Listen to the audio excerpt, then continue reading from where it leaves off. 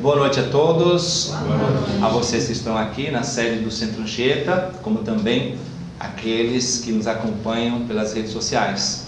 Uma satisfação enorme para mim, Padre Fábio, encontrar-me com vocês aqui a um tiro de relâmpago nesta noite de quarta-feira, mas para um momento importante das atividades do Centro Anchieta, que é a apresentação do livro de seu padroeiro, A Vida de São José de Anchieta, deste escritor francês Charles Sainte-Foy. Ficamos treinando o nome do autor e acho que podemos pronunciar mais ou menos parecido. Então, estou aqui ao lado do presidente Vitor Hugo e também de um dos nossos editores, trabalha aqui na edição de livros nossos, o Felipe, inclusive na edição do próprio livro de São José de Anchieta, ele foi encarregado de fazer o prefácio. Então vamos iniciar esse momento solene, importante, aqui da vida do centro, com uma oração. Depois passarei o microfone, a fala para o Vitor Hugo. Em nome do Pai, e do Filho, e do Espírito Santo. Amém. Vinde, Espírito Santo, enchei os corações dos vossos fiéis, com a luz de neles o fogo do vosso amor. Enviai o vosso Espírito, e tudo será criado, e renovareis a face da terra. Oremos. Ó Deus, que instruíste os corações dos vossos fiéis com a luz do Espírito Santo, fazei que apreciemos retamente todas as coisas, segundo o mesmo Espírito, e gozemos sempre da sua consolação. Por Cristo, Senhor nosso. Amém. São José de Anchieta, rogai por nós.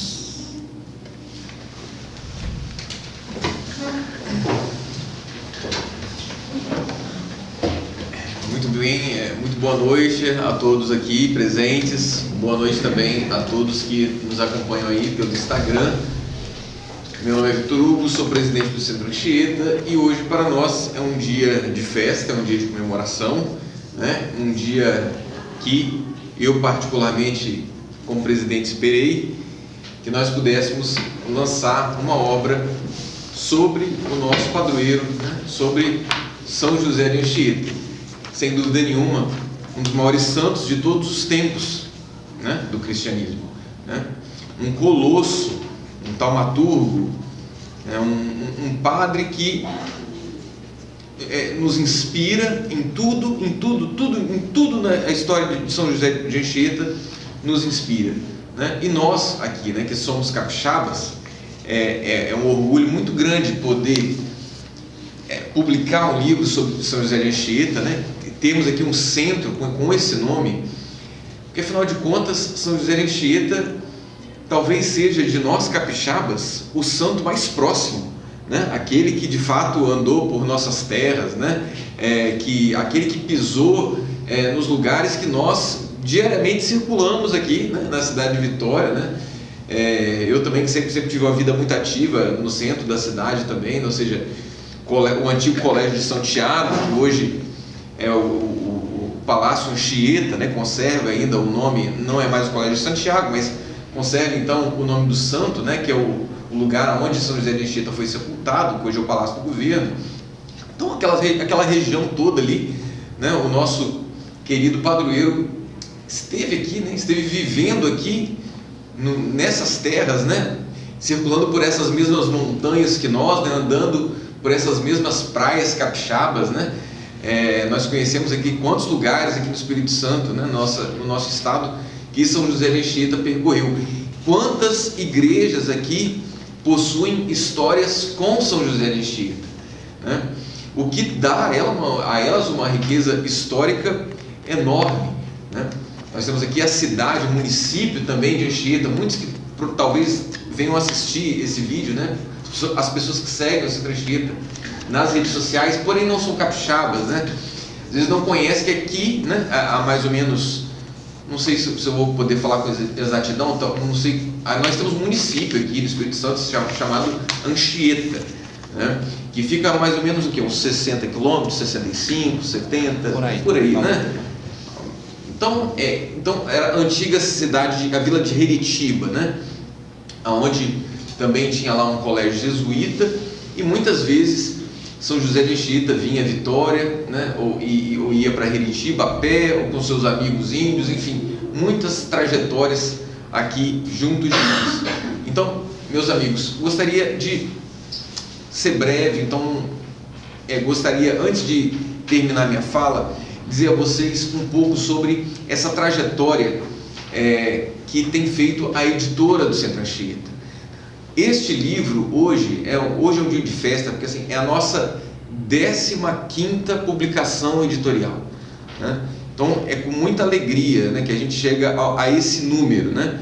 O Centro Anchieta, né, quando lançou o seu primeiro livro, né, Concepção Católica de Política, do padre Julio Minvielli, já há uns 3 anos, eu acredito, mais ou menos isso, e hoje tendo a sua 15ª publicação, isso é um motivo de muita alegria, né? Quantos livros até hoje o Centro Anchieta, com a graça de Deus, já conseguiu vender, né? E ajudar na evangelização do nosso país e na divulgação da sã doutrina católica, né? Gostaria de lembrar, né, que dentro desses 15 títulos que nós já publicamos, 8 deles são livros de um dos maiores teólogos de todos os tempos, né? Que é o padre Julio Minvielli. São 8 obras do Centro Anchieta sobre o padre Julio Minvielli, né?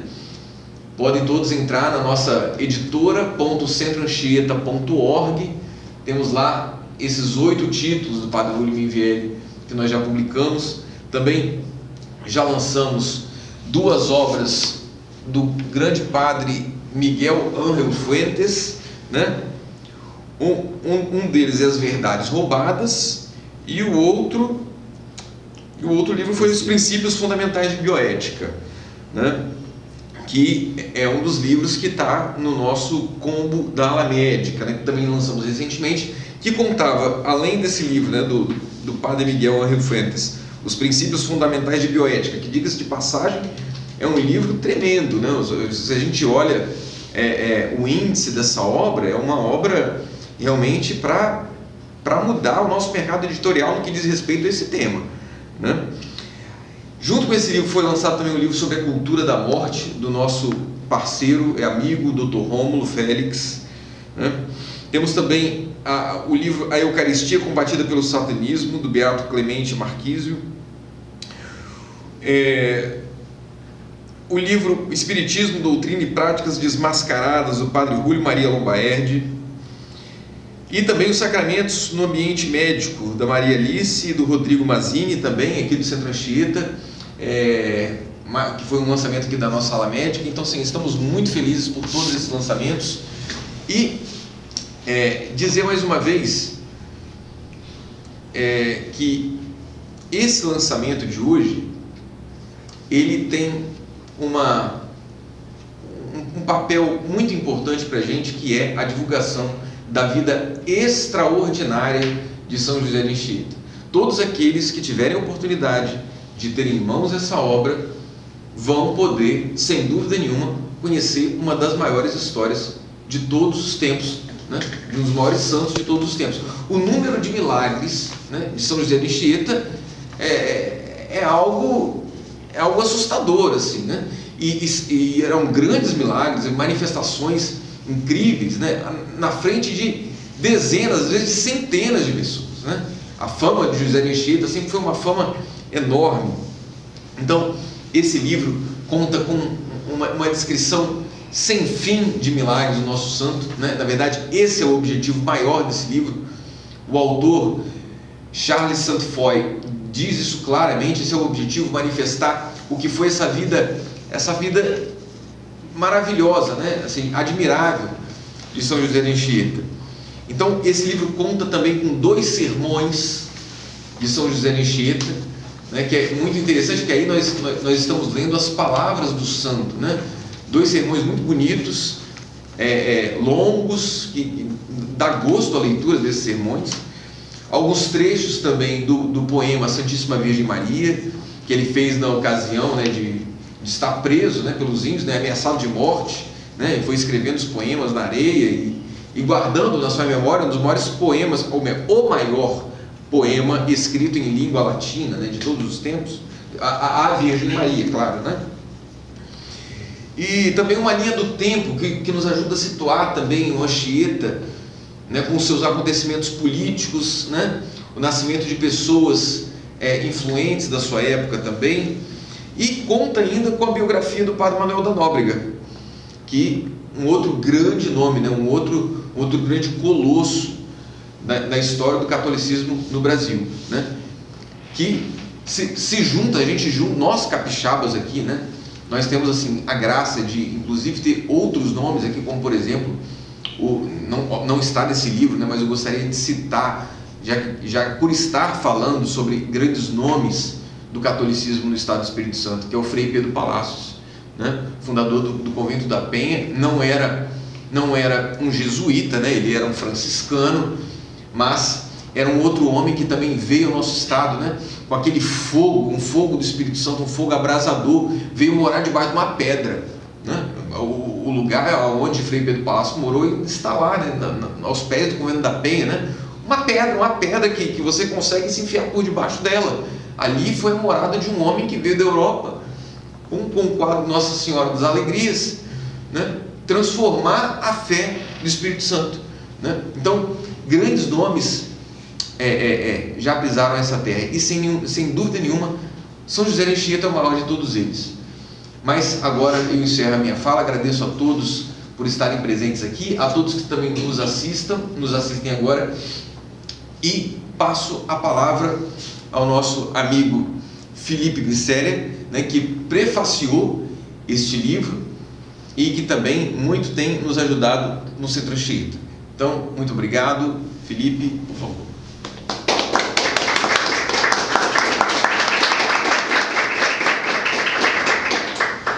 Eu que agradeço, Vitor Hugo, por este convite de estar aqui com o Centro Anchieta, com todos vocês para este evento assim, realmente muito importante para a história do centro e muito importante também para a história da própria igreja de Vitória, né?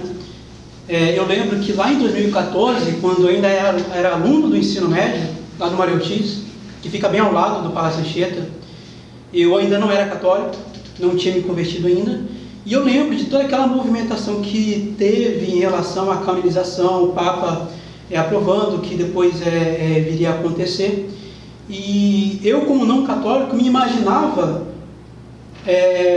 que assim, nossa, São José de Anchieta sendo canonizado, imagino que para os católicos isso é uma grande vitória, é uma grande alegria, que é bastante importantíssimo, já que eu, no imaginário que eu tinha naquela época, assim, influenciado pela educação protestante que eu tive, né, sempre pensava nisso, né, que o católico era santo, santo, santo todo dia, toda hora, invocações do santo a todo momento e nada mais do que isso, nada de Sagradas Escrituras.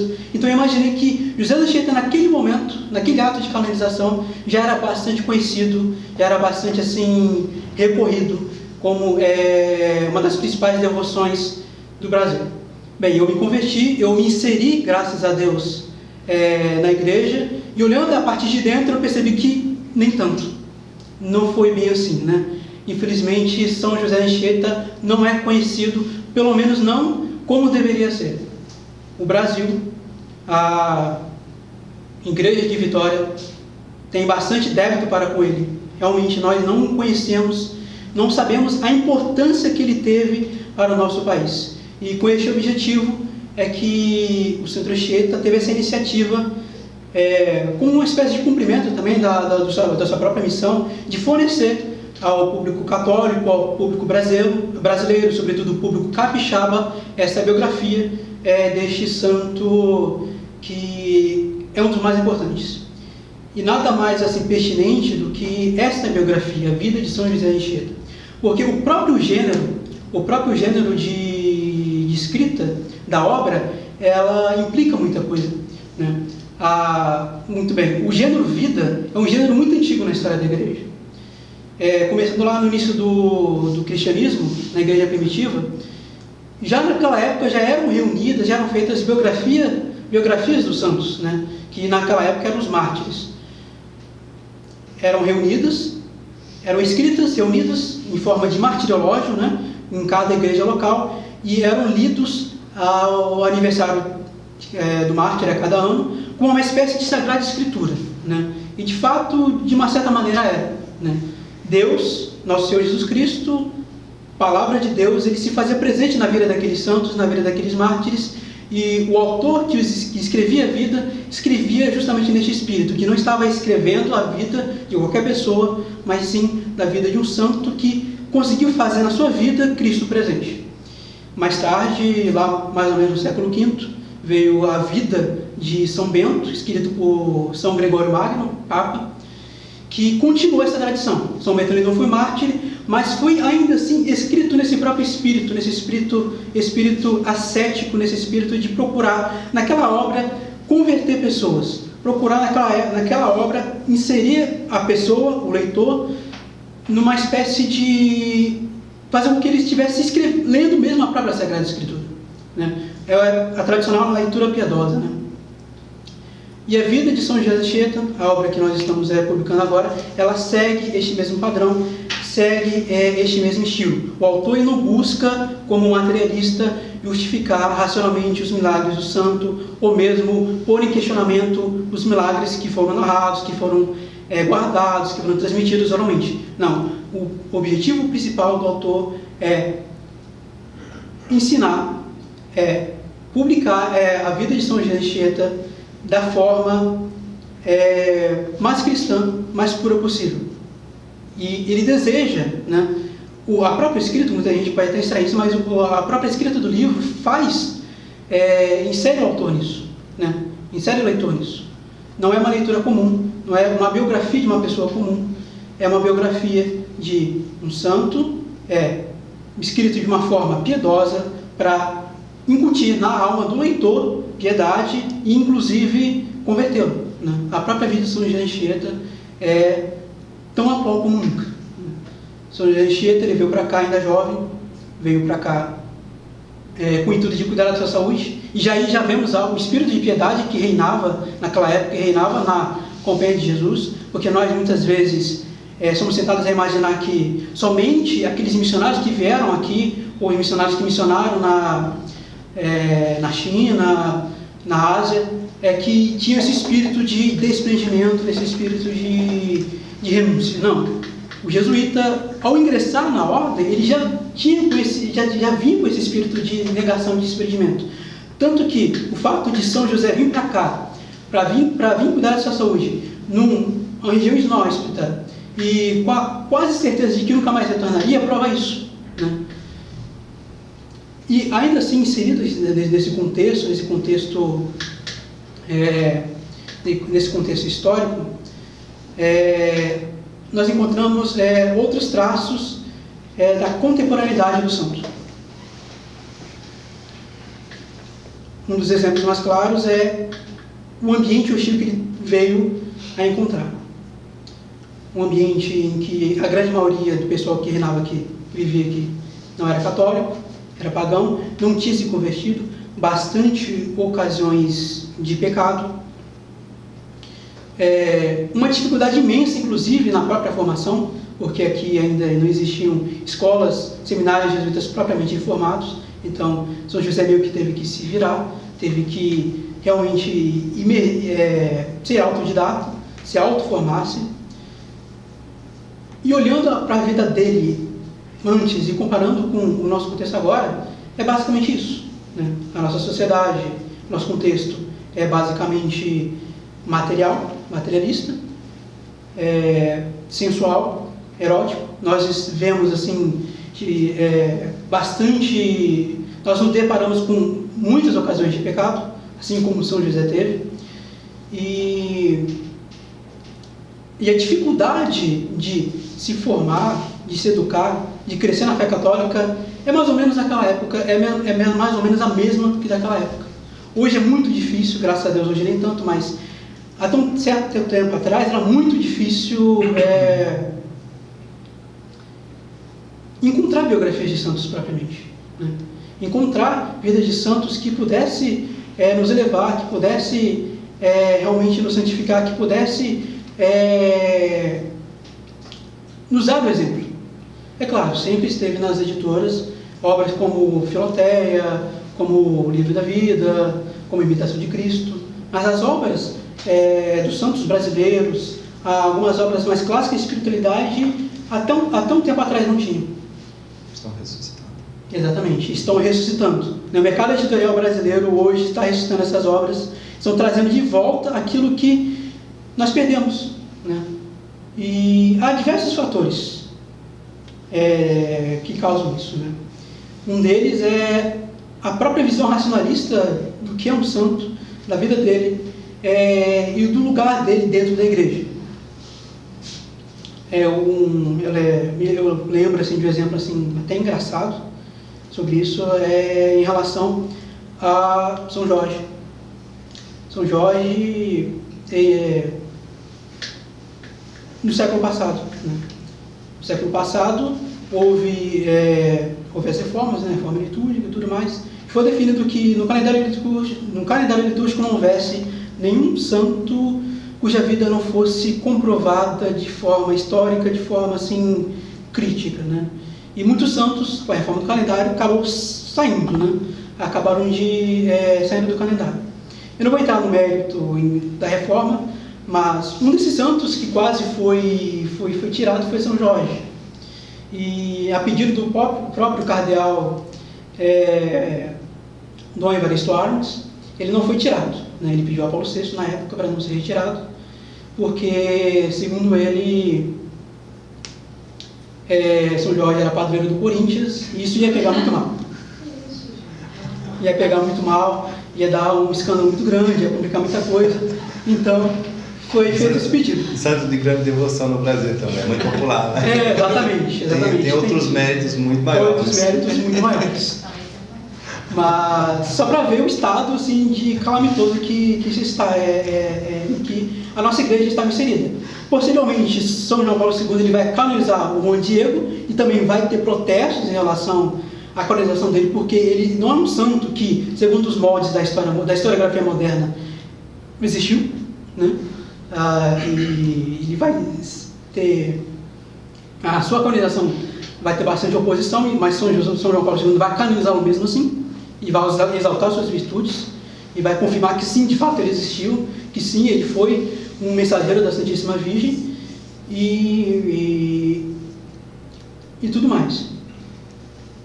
Essa obra, ela vem justamente nesse espírito, vem para resgatar esse espírito antigo, de, ao ler a vida de um santo, não lê-lo como uma pessoa qualquer, mas lê-lo como de fato ele viveu, com o espírito que ele viveu. Por isso que o autor, ele muitas vezes esquece de dar muitos detalhes em relação aos milagres, não cita muitas testemunhas, muitas vezes não cita datas, né? Cita milagres um atrás do outro, realmente porque São José de Anchieta fez muitos milagres e que é muito difícil coligi-los todos de uma vez numa única obra, ainda mais nesse volume, mas ele faz isso justamente para não focar nessa questão histórica, nessa questão materialista, né? Quando nós Felipe, você me desculpa, inclusive o autor do livro diz assim: se vocês querem esses fatos, datas, esses fatos que comprovem o que eu estou dizendo aqui, busca lá no processo de canonização dele, que está tudo lá, né? Ele fala isso, né? Eu não vou ficar me preocupando aqui de ficar te dando data, de ficar falando esse tipo de coisa. Como o Felipe disse, né? A intenção do livro é trazer isso, né? Essa visão piedosa, né? Que chega ao coração que deseja crer e que deseja aproveitar aquilo que de mais é sublime, né? Uhum. Tem aí na própria vida de São José de Anchieta. E esse é o nosso comportamento, assim, a nossa atitude perante esses milagres. Na internet nós vemos muito isso, né? Nós temos muito esse debate em relação a alguns fatos dos santos, que se aconteceram ou não aconteceram, se tal fato ocorreu mesmo ou não, se houve alguma falha ali. Esse não é o objetivo, né? Um católico fiel, um católico tradicional, ao ver um milagre, mesmo que não comprovado pelos moldes modernos, deve retirar dele compunção, exemplo, né? Forças para poder superar alguma dificuldade, superar alguma crise de fé, retirar coisas sobrenaturais, tirar dele a essência de um milagre, a essência de um ato assim, piedoso, que é justamente a própria piedade, que é servir a Deus e que é amar. É claro que é uma obra antiga. Nós não queremos, justamente respeitando esse gênero da obra e a visão do próprio autor, nós não queremos também encher a obra de muitas notas que pudessem deixar tudo certinho, tudo bonitinho, com suas referências, com suas datas e tudo mais. No entanto, é uma obra antiga, né? Apesar do autor ele ter se limitado a esses fatores, ainda assim ele não os fez também porque não tinha essa exigência. Não existia regras da ABNT naquela época, né? Então, ele não se viu obrigado a colocar toda a referência em notas de rodapé, até mesmo no próprio texto. Nesse aspecto, nós suprimos algumas coisas, né? Algumas coisas históricas nós esclarecemos em notas, alguns milagres realmente nós esclarecemos, complementamos, já que é uma obra limitada ao seu tempo e se passou muito tempo depois disso, então nós enriquecemos o conteúdo com novas descobertas que foram feitas posteriormente, sobretudo através do processo de canonização, né? Esse processo reuniu bastante coisas valiosíssimas que nos ajudaram a entender a vida de São José Anchieta. Então nós fizemos tudo isso nas notas, né? Alguns termos também filosóficos o próprio autor os usou, né? Alguns termos tomistas, inclusive antecipando todo esse ressuscitamento do tomismo que ocorreu um pouco depois da sua morte, né, com Leão XIII, Aeterni Patris, né, a encíclica que acabou ressuscitando o tomismo. E o autor, antes disso, antes do próprio Leão XIII, vai se utilizar bastante de Santo Tomás, os termos tomistas, da teologia tomista, para explicar alguns fatores, para alguns acontecimentos da vida de São José. E por isso, né, nós resolvemos também complementar esses enriquecimentos em notas.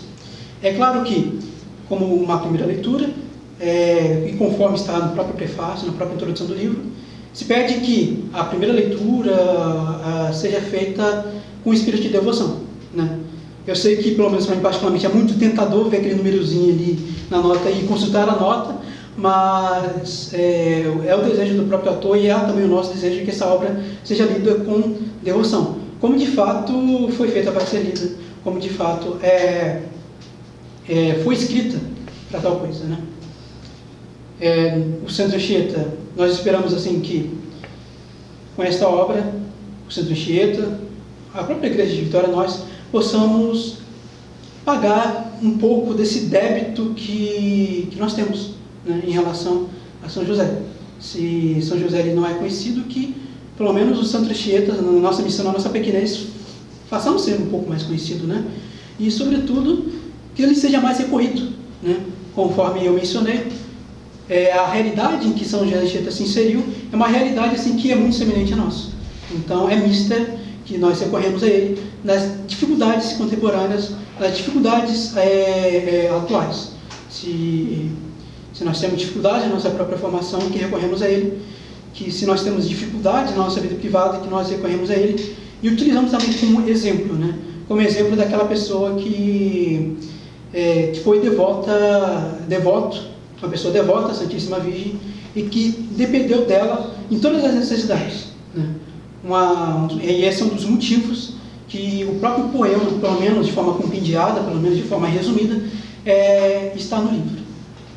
São José, durante o seu exílio, durante o seu presídio, durante a sua prisão, ele vai escrever esse poema, e vai escrever esse poema em ação de graças, em ato de agradecimento pela ajuda que ele teve de Nossa Senhora nas suas tentações carnais. Quando ele esteve aqui, quando ele chegou aqui ao Brasil, ele se viu numa situação assim, muito assim, grave, né? Que ocasiões de pecados carnais muito grandes, em todo qualquer lugar. Não é à toa que muitos jesuítas, infelizmente, caíram, né? Tanto que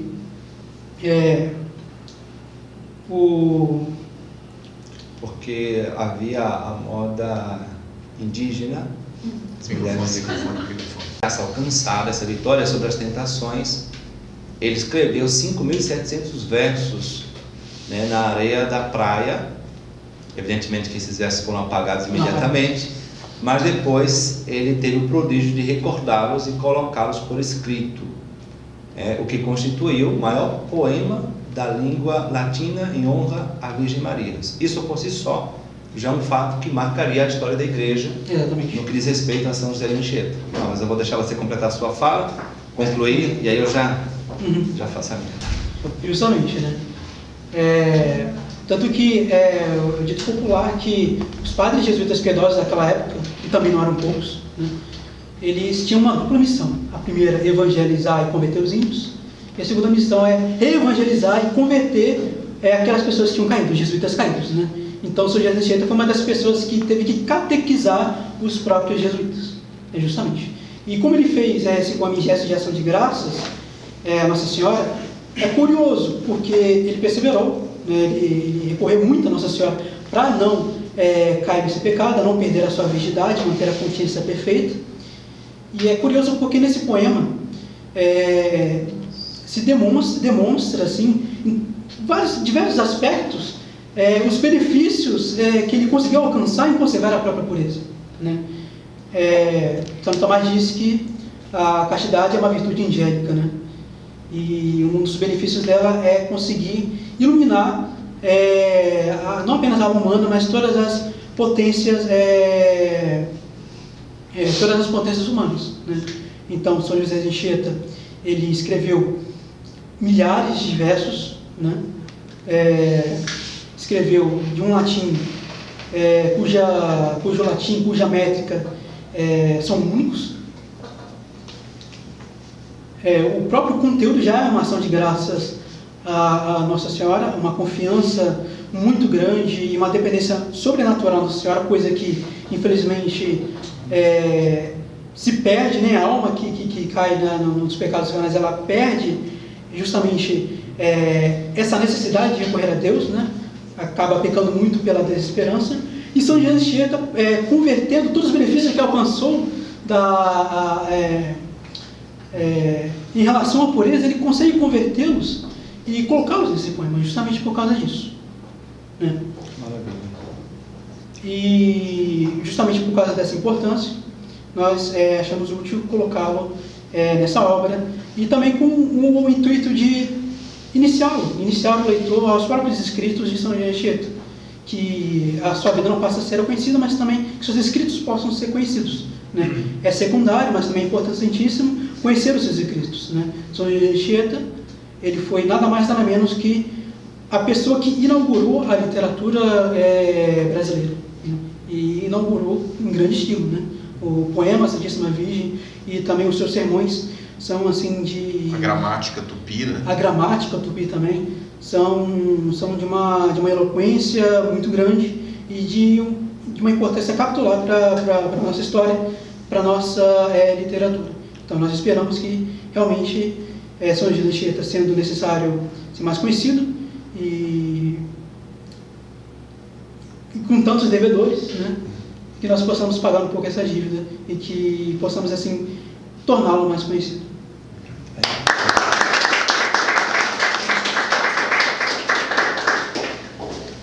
Muito bem, interessantíssimo. Recordar aqui esses feitos da vida, da história de São José de Anchieta.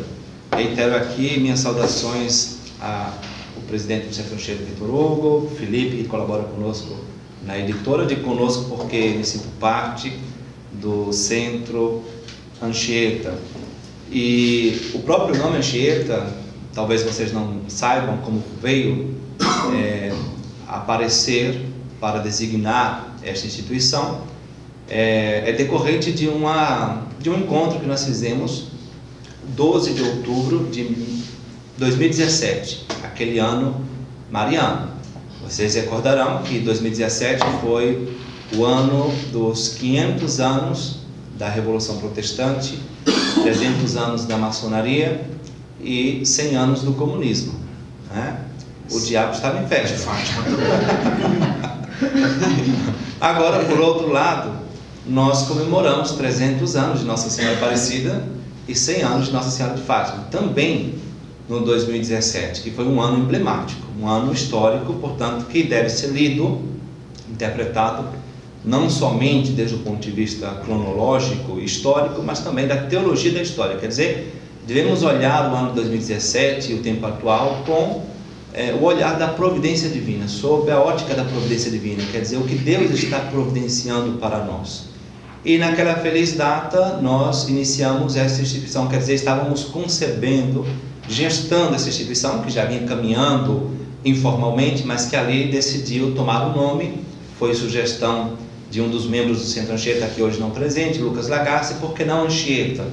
Né? Um nome que, no começo, para você ver, a vida de São José de Anchieta, ela é tão desconhecida, e a devoção a este santo ainda precisa ser tanto fomentada, que para nós até soa estranho Anchieta, dizer assim Anchieta, mas justamente depois de pouco tempo a gente percebeu como a escolha não podia ser melhor. Foi uma providência divina colocar aqui, nessa instituição que nascia no estado do Espírito Santo, onde viveu, morreu este santo, o nome de Centro Anchieta. Então isso é algo louvável, algo que nós devemos agradecer a Deus e também trabalhar para estar à altura do nome do padroeiro que nós temos. Depois, gostaria de falar, dar um breve testemunho pessoal com relação à minha relação com São José de Anchieta. Eu, quando ingressei no seminário, aqui no Brasil, inclusive eu fui da primeira turma do nosso seminário no Brasil, do Instituto Verbo Encarnado, foi em 2002, e naquele ano, lá em São Paulo, nós recebemos a visita do Femo, uma relíquia de primeiro grau de São José de Anchieta. Então o Femo, junto com uma imagem do santo, veio visitar o seminário, ficou uma semana no seminário, que estava nascendo. E depois daquilo nós decidimos colocar, não tinha nem nome o seminário ainda, de Seminário Beato José de Anchieta, isso no ano 2002. O que dizer de São Paulo, né? A vila de Piratininga, onde ele fundou o colégio, e hoje é uma das maiores metrópoles do mundo. São Paulo é fruto do apostolado de São José de Anchieta. Depois também Heritiba, Anchieta, Guarapari, Rio de Janeiro, nada mais nada menos do que estas cidades. Depois poderíamos falar em outra ocasião a respeito disso. Então eu estive em São Paulo, tive a oportunidade de visitar um lugar em Itanhaém chamado Cama de Anchieta, que é uma rocha, uma pedra que está na beira da praia, que tem uma abertura, como se fosse uma rocha que falta um pedaço. E ele, nas suas passagens por ali, deitava para se descansar dentro desta pedra, né, a Cama de Anchieta. Então pude também tirar uma soneca por lá, né? Depois tive a graça de ir morar na Itália, e numa ocasião fui fazer uma missão popular em 2007 em Tenerife. Tenerife pertence, como vocês sabem, às Ilhas Canárias, pertence à Espanha, mas está na costa oeste da África. Está talvez quase mais perto do Brasil do que perto da Espanha, praticamente. E ali nasceu São José de Anchieta, em La Laguna de Tenerife. Hoje é a sede episcopal de La Laguna de Tenerife, é o lugar onde foi a casa de São José de Anchieta. Mais tarde, voltando ao Brasil, pude visitar Iperoig, né? Como é que se chama o lugar? A praia sempre me foge o nome. A praia do litoral norte de São Paulo, Ubatuba, que tem essa estátua bonita que é ele escrevendo na areia, né? Então Ubatuba, inclusive as praias são lindas por lá, ali onde ele teve prisioneiro dos índios tamoios.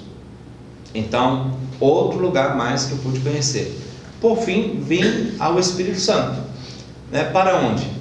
Para a paróquia Beato José de Anchieta, da qual eu já morei lá, viu? Já morei lá e tem mais gente aqui de lá. Então eu vim para a terra onde aquele Beato José de Anchieta morreu, né? Concluiu sua vida. E a paróquia que levava o seu nome, paróquia Bem-aventurado José de Anchieta, com detalhe, apenas 2 dias de chegada à paróquia recebia a notícia de sua canonização, né? Então, aquilo que vocês esperaram 400 anos, eu pude esperar apenas 2 dias. Né? Então, outra graça. E estive na Bahia, estive também em Pernambuco, eu sou pernambucano. Então, assim, todos os lugares que passou este santo, eu posso dizer que tive a graça de ter passado também. Não fui para o sul, é uma coisa que eu ainda estou devendo, né? A Paraguai, que foi fundado, as missões jesuíticas no Paraguai foram fundadas quando ele era provincial. E lá estão as reduções jesuíticas, lindíssimas também. E bom, então esse é o testemunho pessoal que eu tenho para falar. Realmente eu pude estar na paróquia que leva o seu nome aqui na Serra durante 5 anos. Eu posso dizer para vocês que realmente é um taumaturgo. Em vida foi e em morte é, né? Porque não há fiel que piedosamente e com fé recorra a São José de Anchieta que não possa receber dele uma graça. É realmente um apóstolo do Brasil, como nós vamos ver. Bom, eu vou ler brevemente um pouco o relato da vida dele, tá? Acho importante, apesar de termos falado de vários aspectos, para depois passar para algumas considerações, eu diria, providenciais, históricas, e providenciais dele e para nós que hoje aqui estamos. Em primeiro lugar, como eu já disse, nasceu em 19 de março de 1534, na Laguna de Tenerife. 19 de março lembra para nós algum nome, não é? O nome de São José, esposo da Virgem Maria. Então, por isso que ele leva o nome de José. Estudou na Universidade de Coimbra, onde ele aprofundou dialética, filosofia, letras, latim e língua portuguesa, né? Com um detalhe, apesar da Universidade de Coimbra já estar um pouco decadente com o Renascimento, ele conservou os estudos medievais. Então ele foi formado no Trivium e no Quadrivium, né? E foi um ótimo aluno. Em 1551 ingressou no Colégio dos Jesuítas de Coimbra e aos 20 anos de idade foi enviado para o Brasil como integrante da comitiva de Duarte da Costa, segundo governador-geral da colônia. São José de Anchieta era um jovem muito doente, né? Ele tinha um problema na coluna que o deixou encurvado, né? E passou toda a vida assim. A gente, vendo a sua obra, imagina um homem de uma saúde, de um físico extraordinário. É tudo o contrário, né? Tinha saúde débil, um físico deteriorado, era curvo e apesar de tudo isso, a graça de Deus triunfou nele.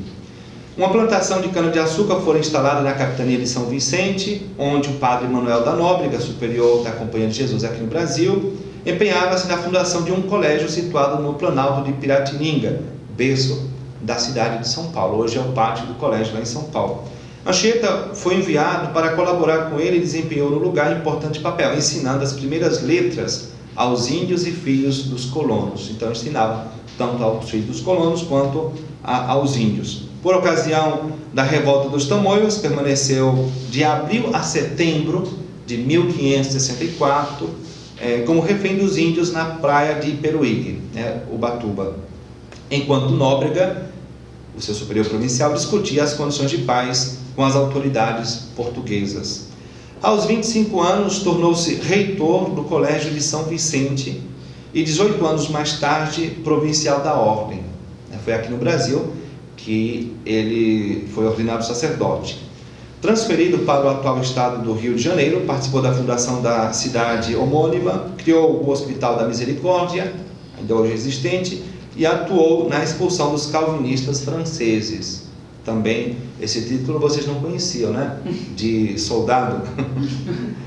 Desenvolveu sua atividade missionária também na Bahia, em Pernambuco e finalmente no Espírito Santo, onde permaneceria até a morte. Inclusive, os convido todos a visitarem o lugar, a sepultura dele, né?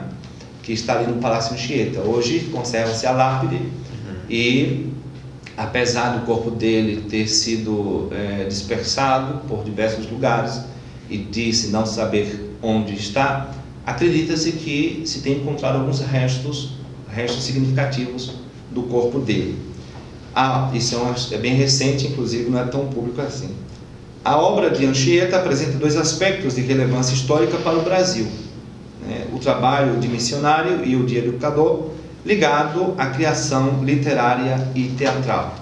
Então, ele foi um humanista, quer dizer, ele realmente trouxe cultura para o Brasil, fazia parte da formação dos jesuítas, mas também foi um evangelizador de primeira ordem, um grande missionário, tido como o primeiro mestre do Brasil e iniciador da literatura do teatro brasileiro, exerceu ambos os papéis de maneira harmônica e integrada. Ele foi um verdadeiro modelo de evangelizador da cultura. E a cultura, ela precisa ser evangelizada. A cultura por si só, sem evangelização, ela decai. No que diz respeito à sua obra missionária, ele, para comunicar-se com os índios, aprendeu tupi e sistematizou conhecimentos do idioma nativo na arte da gramática da língua mais usada na costa do Brasil. Pela dedicação às suas tarefas, Anchieta conquistou o respeito e a confiança dos índios. Ao trabalho de catequista, educador e administrador de colégios, acrescentou o cuidado com a saúde dos indígenas, aos quais dispensava tratamentos de origem europeia, aliados com procedimentos próprios da medicina nativa. Descobriu o valor do teatro, da poesia, como recursos pedagógicos, inspirado no princípio clássico do docere cum delectare, né? Ensinar com gosto, ensinar com prazer, segundo o qual os ensinamentos são mais eficazes se ministrados de maneira mais agradável. Preferia a lição prática ensinada no palco ou difundida pela poesia. Então, realmente um homem de uma cultura elevadíssima. Depois, faria falta falar da formação dele, como também o fato dele ser jesuíta, porque o fato dele ser jesuíta, esses grandes evangelizadores, esses grandes homens de grande ciência, não podem ser, senão, filhos de Santo Inácio de Loyola. No caso dele, primo direto de Santo Inácio de Loyola. Pouca gente sabe disso. Ele foi primo daquele que foi o maior oponente da Revolução Protestante, um homem suscitado por Deus para fazer a oposição a essa revolução diabólica. A importância da obra de Anchieta decorre, em primeiro lugar, do fato de ter sido produzida no Brasil. A obra dele foi totalmente produzida aqui, e para brasileiros, numa época em que a literatura sobre a colônia era meramente informativa e destinada a leitores europeus. São José de Anchieta escrevia para o Brasil também. Claro que ele tem cartas e muitos escritos direcionados ao superior geral da ordem jesuíta, por exemplo, onde ele escreve daqui da nossa situação, né? Apesar de educado em Coimbra, centro cultural aberto às ideias renovadoras, como já disse, Anchieta permaneceu fiel à atmosfera medieval. Cultivou a poesia na forma clássica da lírica portuguesa e o teatro no estilo dos autos da moralidade e mistério inspirados em Gil Vicente. Entre as principais obras de Anchieta destacam-se as peças ao Santíssimo Sacramento, a Santa Inês e o longo poema da Bem-aventurada Virgem Maria, Mãe de Deus, que mereceu inúmeras edições e que, inclusive, creio que poderia ser uma boa obra de publicação do Centro Anchieta. Bom, falar de São José de Anchieta dentro do contexto que nós vivemos é sumamente importante. Se nós não conhecemos as nossas raízes, a nossa história, o que vamos esperar do nosso futuro? Seremos pessoas que não sabemos de onde viemos, portanto, não sabemos para onde vamos. Anchieta é uma figura paradigmática para todos nós. Ele é um modelo tanto para os religiosos e sacerdotes, para o clero, isso ele era, como também para os leigos, sobretudo aqueles que estão empenhados na refundação da civilização católica, da qual, na América, eu posso dizer que ele foi o máximo representante, né? Segundo Vladimir Soloviev, um escritor, filósofo, teólogo e poeta, crítico literário russo, as nações têm uma vocação que cumprir segundo o desígnio da divina providência. As nações têm uma vocação, assim como vocês aqui têm uma vocação dada por Deus, uma vocação, por exemplo, à existência, à vida, à santidade, a um estado de vida, o matrimônio, a vida consagrada, e portanto a vocação, o chamado, é a missão que Deus quer que vocês desempenhem. Assim também as nações têm a sua vocação, e é um assunto para ser estudado. Por exemplo, a Rússia, qual é a missão da Rússia no mundo? Do povo de Israel, do povo judeu? Qual é a missão do Brasil? E se nós estamos falando de missão do Brasil, vocação do Brasil, não podemos deixar de falar de São José de Anchieta, aquele que pôde realizar a seu tempo a vocação do Brasil e que se torna um modelo para o porvir.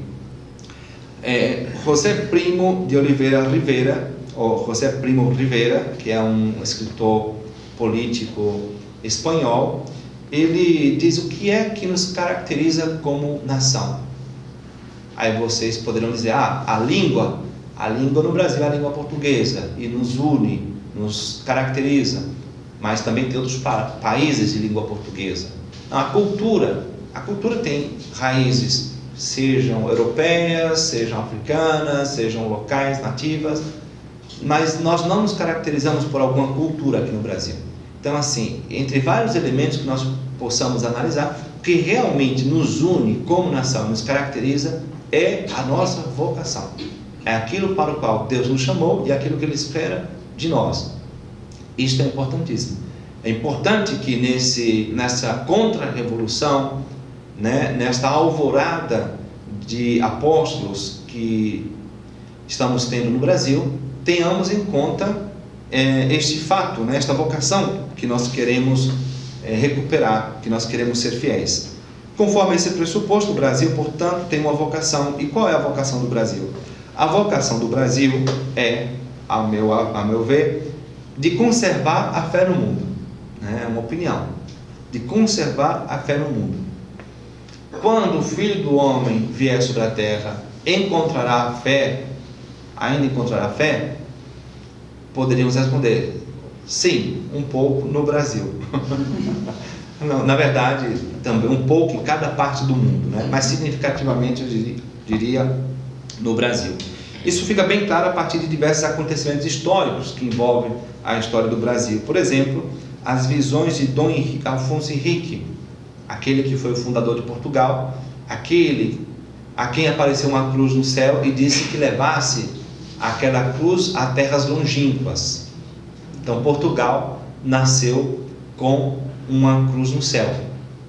Depois, o Brasil foi a última cruzada. Por um desígnio da providência, Portugal era a nação mais próspera do mundo e foi aquela pioneira nas grandes navegações, o que foi um evento marcante da história. É um país tão pequeno que liderou as grandes navegações. E quem eram os navegadores? Nada mais, nada menos do que os últimos cruzados. Apesar de terem sido extintos na Europa, conservaram-se em Portugal, mudaram o nome para a Ordem de Cristo e fizeram do Brasil a última cruzada. Qual era a bandeira que levavam? Era a cruz de Malta, era a cruz. E quando chegaram aqui, o primeiro ato histórico que fizeram foi cravar uma cruz, o primeiro ato público, cravar uma cruz e celebrar uma Santa Missa. Então, Portugal nasce com a cruz no céu, o Brasil nasce e é batizado com a cruz na terra, fincada na terra, e recebe o nome de Terra de Vera Cruz. É melhor impossível, Como é que pode nascer melhor? Então, assim nascemos nós.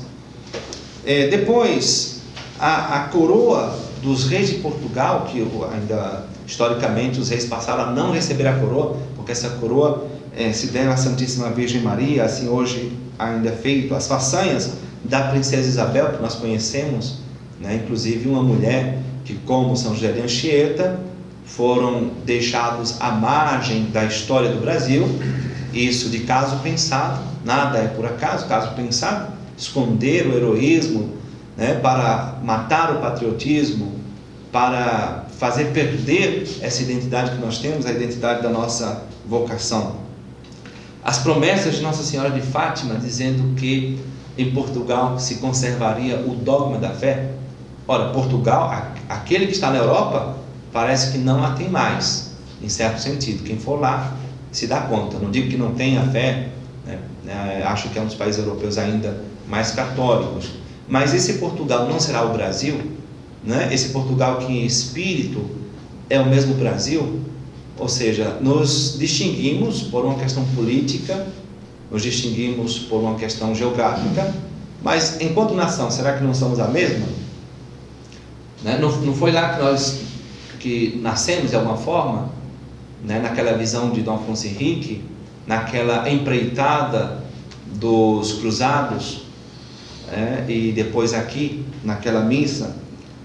Depois também os títulos de Nossa Senhora, né? Aquelas promessas da princesa Isabel, que ela seria imperatriz do Brasil. Se ela não fosse a rainha, Nossa Senhora seria por ela, e de fato recebeu o título, né, pontifício, né? Foi o Papa quem concedeu o título a Nossa Senhora de imperatriz do Brasil.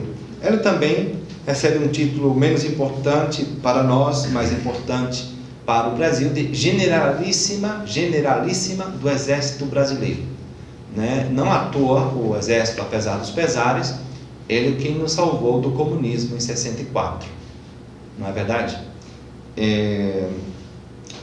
Enfim, e depois a intervenção divina que neste momento ocorre no Brasil.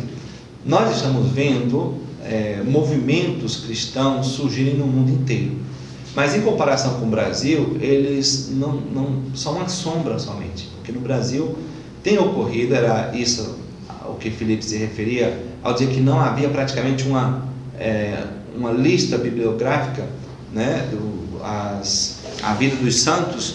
Nós não tínhamos o costume de tê-las aqui no Brasil, a não ser aquelas antigas, das quais uma delas é justamente esta, né, de Charles de Sainte-Foy, que é um autor francês, um francês escrevendo sobre um santo que viveu no Brasil. Depois, com certeza, ela é tida como uma das melhores biografias de São José de Anchieta, mas também estão as outras do padre Cardoso e a outra do Hélio Abranches Viotti, que também são muito boas. Enfim, há várias. Realmente é um santo que tem muitas biografias. E, por fim, o Papa São João Paulo II chamou este continente, não só referindo-se ao Brasil, mas referindo-se ao continente americano, as Américas, como continente da esperança, sobretudo a América Latina, continente da esperança. Realmente, se nós podemos esperar algo do mundo, muito disso se deve a este continente e, claro, ao Brasil. Entre tantas obras e tantos apelativos dados ao nosso santo padroeiro, o de apóstolo do Brasil é o que mais o define e é o maior título que um missionário pode receber. Apóstolo significa enviado, né? Ele foi enviado por Deus para dar continuidade àquela empreitada de evangelização, que era o propósito das grandes navegações, diga-se de passagem, e também de ser um cruzado em terras brasileiras. Um homem que estabeleceu uma cultura impressionante aqui. Anchieta é, acima de tudo, para nós, o nosso apóstolo do Brasil, como chamou esse administrador apostólico Bartolomeu Simões de Pereira, nome que ele ficou para sempre, como o de Francisco Xavier, apóstolo da Índia. Pode-se dizer que Anchieta ele é o maior missionário dos últimos séculos da igreja. Pode-se dizer isso. Há missionários que se destacaram por outros motivos. Por exemplo, São Toribio de Mogrovejo, que batizou 2 milhões de índios. Impossível a gente pensar numa pessoa que tenha batizado 2 milhões de índios, né? Em terras peruanas.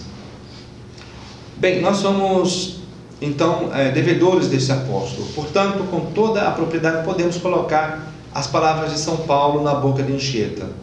Com efeito, ainda que tivesseis 10.000 mestres em Cristo, não tendes muitos pais. Ora, fui eu quem vos gerei em Cristo Jesus pelo Evangelho. Então nós fomos gerados por São José de Anchieta. Eu conheci o reitor, antigo reitor do Santuário Nacional de Anchieta. Ele foi o postulador, vice-postulador da causa de São José de Anchieta. E a sua tese doutoral justamente era Anchieta como pai do Brasil. É uma tese que inclusive precisa ser conhecida, porque defende isso, né? A grandeza deste homem, deste santo homem aqui para nós. Portanto, somos e nos sentimos herdeiros de São José de Anchieta, e por dois motivos. Isto por dois motivos. Primeiro, porque ele é um dos pais do Brasil, o pai, na verdade, e o seu compadroeiro, junto com Nossa Senhora Aparecida e São Pedro de Alcântara, que é tão esquecido também, né? E em segundo lugar, porque é nosso celestial intercessor diante de Deus. Podemos dizer que ele é um anjo para o Brasil, né? Não é que ele acabou a missão dele, assim como Santa Teresinha e tantos santos que disseram que passariam o céu fazendo o bem na terra. Com certeza São José de Anchieta tem feito isso por nós. Somos herdeiros da pátria que ele ganhou para Cristo e da cultura que ele plantou. Somos herdeiros de seu desejo de inculturizar, que não é outra coisa do que evangelizar todas as verdadeiras manifestações do homem, né? A música, o teatro, a literatura, né? A botânica. Escreveu sobre botânica, estudou muito botânica, né? Enfim, todas as verdadeiras manifestações do homem. Somos herdeiros do patrimônio espiritual que ele nos legou, seu profundo amor sacrificado pela igreja, pelos sacramentos, de maneira especial a Eucaristia, a qual dedicou profundos versos carregados de amor e fé profunda. Somos herdeiros também de seu filial amor a Nossa Senhora, sua mãe e confidente. Somos herdeiros de seu apostolado, quer dizer, de sua oração e de sua ação. O que ele rezava, ele fazia e fazia para nós. Somos herdeiros de seu ímpeto missionário e grande desejo de ir até os confins. Em 1583, quando Anchieta era provincial, fundaram em Assunção e começaram o trabalho com os carijós, que mais tarde se desenvolveria nas famosas reduções do Paraguai, né? Cumprindo assim o grande sonho de Nóbrega, porque quando José de Anchieta chegou, o sonho de Nóbrega era mandá-lo para o Paraguai, para fazer essa missão no Paraguai. Só que essa intercorrência em São Paulo fez com que ele permanecesse ali. E depois ele, como provincial, ele se torna provincial e cumpre o sonho de seu antigo superior. Diz o padre Cardoso Anchieta, o mais célebre missionário do Brasil, antigo mestre, formador e animador dos missionários, é um símbolo de renovação evangélica. Seu ardor e trabalho pelas missões começa desde que chega à nossa terra. Seu primeiro título de benemerência é de ter sido logo missionário de missionários, ensinando-lhes o latim necessário para se ordenarem sacerdotes e compondo a gramática e vocabulário da língua tupi, com outros escritos em favor do apostolado entre os indígenas, como por exemplo o Diálogo da Fé. Tudo isto aconteceu especialmente no Colégio de Piratininga, em São Paulo. Por isso, piedosamente poderíamos pensar que estivemos e sem duvidar hoje estamos na mente, na intenção e no coração de Anchieta. Portanto, nós somos herdeiros. Por fim, o apóstolo do Brasil é um apelo constante para imitá-lo na obra divina iniciada por ele e a sermos fiéis à herança que ele nos deixou. Admirado, perguntava-se José Maria Fornel, o maior biógrafo de São José de Anchieta na língua espanhola, é outro, né? Diz ele: e o que tem feito La Laguna por filho tão preclaro? La Laguna e a Espanha e os jesuítas, o que temos feito? Aos 90 anos de idade, depois de mais 30 de estudo profundo e devoto, só sei que sei muito pouco do melhor e mais prolífico humanista do século XVI, do maior e mais eficiente evangelizador do Novo Mundo. O maior e mais eficiente evangelizador do Novo Mundo. E nós, o que podemos fazer por Anchieta? Ao nosso modo, poderíamos dizer que Anchieta nos diz: sede meus imitadores, como eu sou de Cristo. Que Nossa Senhora nos conceda a graça de imitar o apóstolo do Brasil e sermos fiéis a este legado. Para concluir, gostaria de dizer que a capa deste livro eu escolhi baseado numa análise, num estudo que fez um padre colega meu, que diz que este rosto aqui é o mais próximo do rosto dele, né? Essa gravura é o mais próximo dele, né? Veja como é bonito. E aqui ele é uma pintura na qual ele está rezando a Nossa Senhora. E então gostaria de parabenizar ao Centro Anchieta por essa iniciativa, esse débito hoje pago pela edição desta obra, e que seja né, de incentivo para continuar. Costumo falar aqui para o Centro Anchieta e falo agora para vocês o seguinte: a importância do que vocês estão fazendo, do que vocês fazem aqui no Espírito Santo, o resgate desta cultura, o resgate desses valores, a ação que vocês fazem, né, muitas vezes de forma oculta, mas que está surtindo efeito. Eu recebo testemunhos de pessoas que estão em todo o Brasil que falam das obras do Centro Anchieta. Eu cheguei, por exemplo, na minha cidade, lá em Pernambuco, né, em Garanhuns, é uma cidadezinha que tem lá, muito parecida com Nova York. E então, fui falar para um grupo que se iniciou lá, um centro novo, né? Fui falar do Centro Anchieta, ele falou: não, eu tenho as obras do Centro Anchieta, do Padre Julio Minvieri, né? Um rapaz que veio outro dia aqui, lá de Fortaleza, ele está desenvolvendo toda uma estrutura, uma estratégia de uma cidade católica baseado na obra do Padre Julio Minvieri. Eu vou falar um rapaz para não dar pista de quem é, né? Depois recebemos o depoimento outro dia, um padre me contava, um padre daqui, que como é que se chama aquele jurista, que é uma das promessas do direito brasileiro, o Taiguara.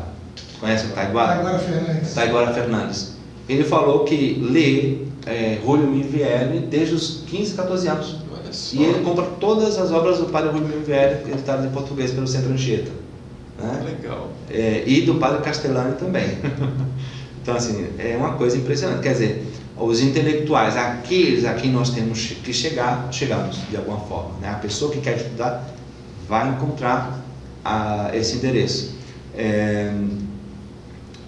Até onde eu tenho levado as contas, que eu sei aqui pelo trabalho dos rapazes, né, no último ano, né, sem contar com as vendas do centro aqui, mas as vendas feitas por outras livrarias, foram já 3.600 livros vendidos, né? Então, digamos aí que pelo menos 3.000 pessoas adquiriram no Brasil as obras do Centro Anchieta, né?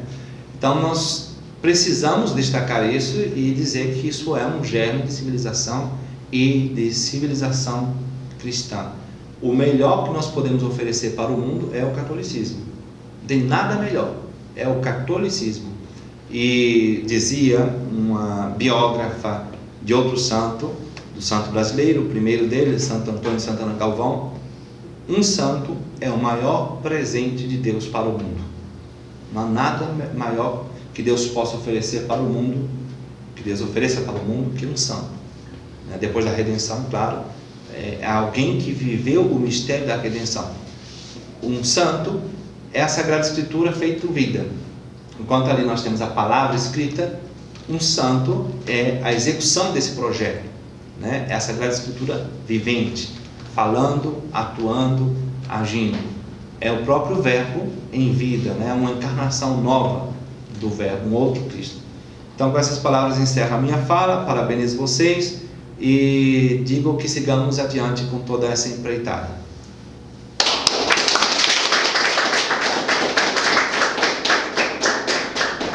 Muito bem, Padre Fábio, muito obrigado por todas as palavras, o Felipe também, mas eu não queria encerrar logo, não, eu queria aproveitar um pouquinho mais a presença do senhor aqui, né?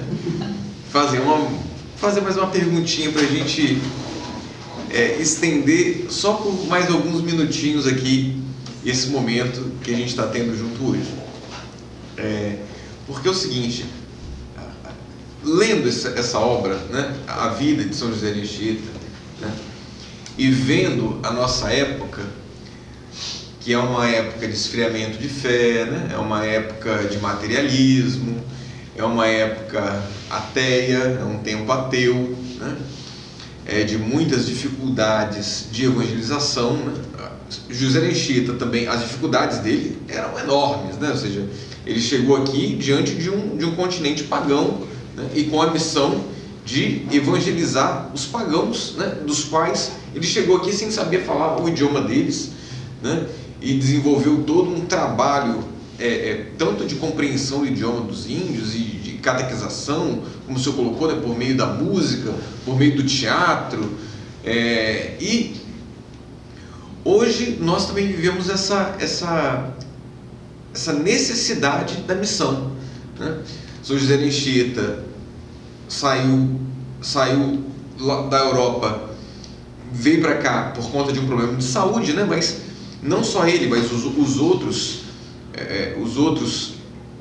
de sua ordem também, né? Vinham para cá com essa gana, né? de evangelizar, de dar a vida sem saber que ia voltar. O São José de Anchieta, ele tinha inclusive o desejo do martírio, que não foi realizado, né? E mais muitos que estiveram com ele, outros missionários foram martirizados. E hoje, padre, nós vivemos num tempo que também é de difícil evangelização, é de ameaça aos que querem evangelizar, é uma seara difícil, é um tempo que nos pede, nos exige muito. Então, assim, queria que o senhor fizesse uma ponte, assim, né, entre a missão de José de Anchieta, né, e a missão do cristão ainda nesta terra de Santa Cruz. A missão não está terminada, né? A missão continua. Então, gostaria que o senhor fizesse um pouco desse paralelo, né? Até para que as pessoas que estão nos assistindo agora presencialmente e online e que assistirão futuramente, né, a essa gravação que está sendo feita agora, possam também fazer essa ligação entre a missão de São José de Anchieta e a missão de cada um de nós hoje em dia. Bom, em primeiro lugar, as épocas, né? A época de São José de Anchieta é a nossa época. Ele chegava num continente novo, uma descoberta para a humanidade. Era assustador atravessar o oceano. Hoje, para nós, atravessar o oceano é uma maravilha, né? Na época dele era um desafio, precisava ter muita coragem, muita gente morria nessa travessia, né? Havia naufrágios e era um desafio em todos os sentidos, para chegar numa terra desconhecida, onde possivelmente podiam ser recebidos por um povo hostil, como de fato havia também, né? Basta recordar, por exemplo, o México, e depois também aqui algumas tribos indígenas, como esta dos tamoios, que eram inclusive canibais. Haviam canibais aqui no Brasil, e há também, né? Por aí, no meio das terras amazônicas. E então, assim, mas era um momento histórico no qual a providência divina, né, estava realizando mais uma de suas iniciativas. Aquela promessa que Dom Afonso Henrique recebeu no céu, de que o nome de Cristo, a cruz de Cristo seria levada à terras longínquas, se estava cumprindo. Portanto, Deus estava dispondo para que esse povo pagão não fosse esquecido e fosse evangelizado. E para isso providenciou de todos os meios para a nação portuguesa, né, todos os meios para que de fato isso ocorresse, essa evangelização, né? Então, assim, os desafios haviam, como existem hoje, mas não são as nossas forças que vão superá-los, senão a providência de Deus, a força que Deus nos dá para cumprir a missão que também Ele nos deu. Primeira coisa que eu gostaria de destacar. Em segundo lugar, o nosso tempo. O nosso tempo, eu diria que é o pior da história, olhando pelo lado realista, não pelo lado pessimista, pelo lado realista. Por quê? Porque aquilo que havia na época dos pagãos, dos bárbaros, e na época, inclusive, da chegada de São José de Anchieta aqui, não era de tal forma organizada e institucionalizada como é hoje. Hoje há, por assim dizer, as táticas do demônio, que são sempre as mesmas, mas se apresentam de forma moderna. Quer dizer, ele é muito articulado, muito organizado, não descansa, né? Trabalha 24 horas e tem todos os meios em suas mãos. Ele tem, por exemplo, o poder humano, ele tem os meios de comunicação, ele tem um sistema financeiro, tem um sistema político. Quer dizer, tudo está colocado de alguma forma em suas mãos, né? Isso não quer dizer, mas o poder do diabo, conforme dizia inclusive um protestante alemão, cuja obra é mais católica do que ele poderia ter querido fazer, que se chama Poderes e Domínios. É um livro que o Centro Anchieta tentou traduzir e pode ser que saia em algum momento, onde fala que todo o poder do demônio é fictício, porque é um poder concedido apenas para aumentar o mérito dos cristãos, aumentar o nosso mérito. É um poder fictício, o poder da mídia é fictício, é um poder que vai acabar, poder do sistema financeiro. E como dizia Dom Adair, esse bispo de Formosa em Goiás, que todos os inimigos da igreja morreram, todos os inimigos morreram, né? Morreram. Não estão aí para contar história, para contar vantagem, não, morreram.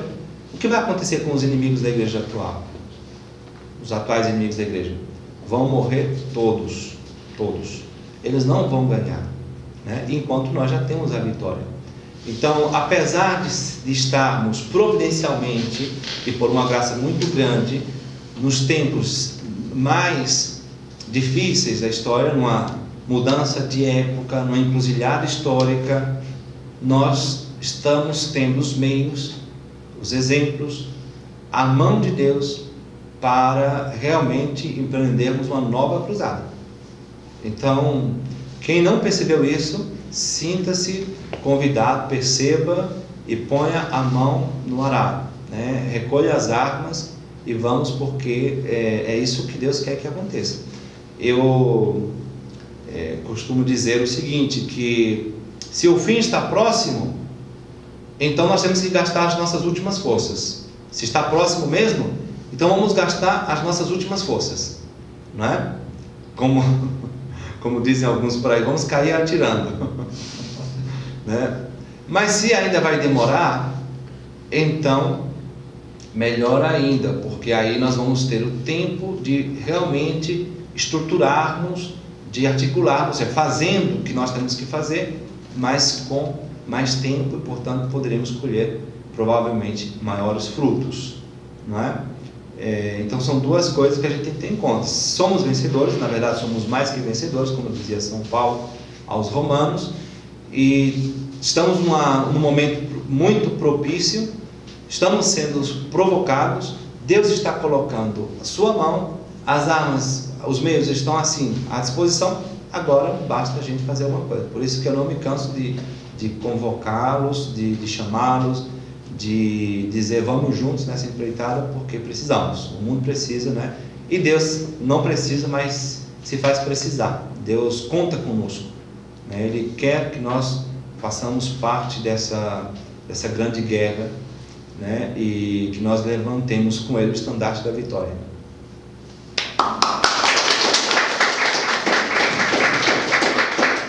Bem, muito obrigado, Padre Fábio, muito obrigado, Felipe, também mais uma vez, obrigado à presença de cada um que esteve aqui presente, obrigado também à presença de todos que aí do outro lado também ao vivo, né, online, nessa aula de hoje também puderam participar desse lançamento. Então, recordo a todos que estão nos assistindo, né, que podem entrar no nosso site, né, no site da nossa editora, na nossa página, editora.centroanchieta.org, e adquirir o seu exemplar da vida de São José de Anchieta, de Charles Sainte-Foy. O livro está na promoção, não está? Está saindo por R$ 47,90. Se for pago pelo Pix, tem mais 10% de desconto. Hoje sai por R$ 47,90. Pelo Pix vai sair por R$ 43,11. No Pix ainda sai por R$ 43,11, né? Olha só que maravilha, né? Vamos aproveitar então essa promoção. O pessoal que está presente aqui, né? Tem aqui um comes e bebes assim tímido, né? Pra gente aqui também, e livros para todos vocês possam sair daqui com essa obra maravilhosa. Diga. Só para lembrar que amanhã às 11h30 vai sair no YouTube o nosso vídeo da aula, o mini curso do Reconstrução da Filosofia Cristã. Amanhã, às 11h30, no YouTube, sai a construção... Reconstrução, sim, o curso que eu mesmo dei aqui. Ótimo. O comunismo na Revolução Anticristã, né? A reconstrução da filosofia cristã. A reconstrução da filosofia cristã, né? Sim, o curso que eu dei aqui no Centro Anchieta também. Tá. Então amanhã, às 11h, né? 11h30, né? Então o nosso YouTube também está retomando esse trabalho, são muitos trabalhos aqui no Centro Anchieta.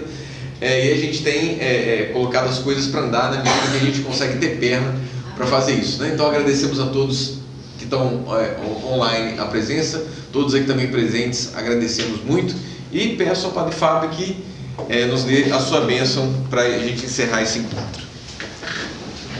O Senhor esteja conosco. Ele está no meio de nós. Pela intercessão de São José de Anchieta, desça sobre vós e permaneça para sempre a bênção do Deus Todo-Poderoso, Pai e Filho e Espírito Santo. Amém. São José de Anchieta, rogai por nós. Todos os padres, para a nossa igreja particular também, que muito precisa também das intercessões da Virgem Maria. Rezemos então nossas 3 Aves Marias. Ave Maria, cheia de graça, o Senhor é convosco. Bendita sois vós entre as mulheres, bendito é o fruto do vosso ventre, Jesus. Santa Maria, Mãe de Deus, rogai por nós, pecadores, agora e na hora de nossa morte. Amém. Ave Maria, cheia de graça, o Senhor é convosco. Bendita sois vós entre as mulheres, bendito é o fruto do vosso ventre, Jesus. Santa Maria, Mãe de Deus, rogai por nós, pecadores, agora e na hora de nossa morte. Amém. Ave Maria, cheia de graça, o Senhor é convosco. Bendita sois vós entre as mulheres, bendito é o fruto do vosso ventre, Jesus. Santa Maria, Mãe de Deus, rogai por nós, pecadores, agora e na hora de nossa morte. Amém. Glória ao Pai, ao Filho e ao Espírito Santo. Como era no princípio, agora e sempre, por todos os séculos dos séculos. Amém.